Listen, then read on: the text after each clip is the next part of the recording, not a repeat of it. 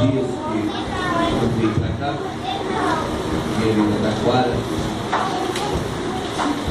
Eu trago junto comigo a participação do meu pastor presidente, pastor Márcio da Silva, grande homem de Deus que tem nos adornado para que nós venhamos ali junto com ele fazer a obra do Senhor. E semana passada eu tive aqui conversando com o irmão, lembra?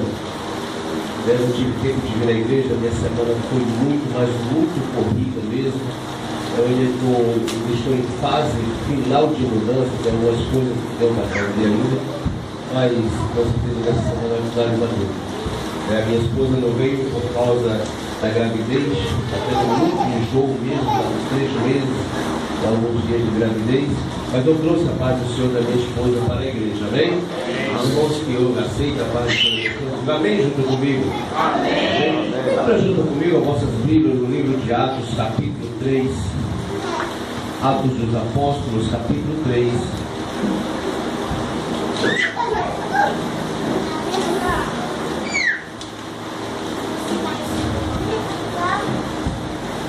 Vocês acharam comigo? Digam amém.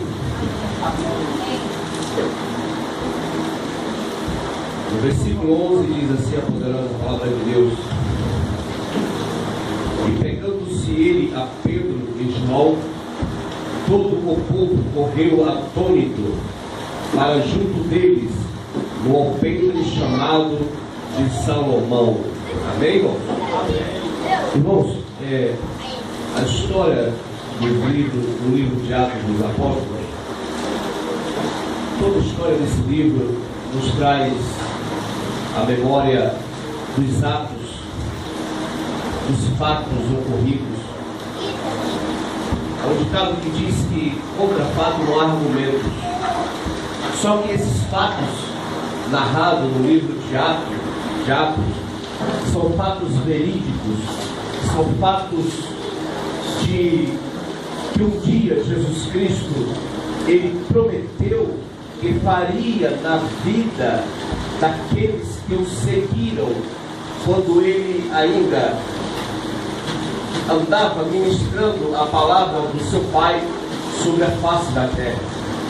Marcos escreveu no capítulo 16 de alguns versículos que depois que Jesus foi ressuscitado dentre os mortos, Jesus reuniu uma multidão imensa e Jesus ele fez uma promessa àquela multidão. E a promessa era que depois que Jesus fosse ascendido, recebido ao céu, aqueles que estavam ali, eles iriam sair de 2 em 2 para pregar a palavra do Senhor, para ministrar a poderosa palavra de Deus. Mas antes que isso acontecesse, Jesus Cristo ele apregoou em Jerusalém e em toda a Judéia que todos que ouvissem a sua palavra fossem para a cidade de Jerusalém, porque eles iriam receber do céu uma promessa do Filho de Deus, uma promessa de Jesus.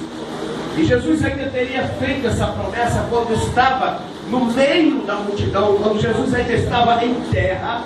Jesus fez uma grande promessa ao povo dele. O que eu quero dizer para isso?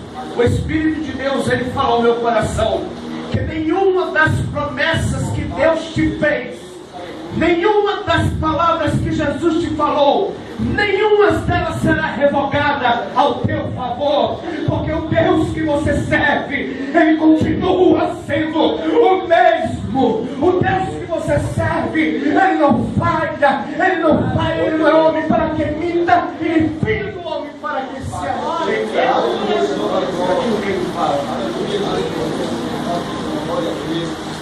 Depois que os discípulos foram batizados com o Espírito Santo, a Bíblia diz que saíram de 2 em 2 pregando o Evangelho, pregando a palavra.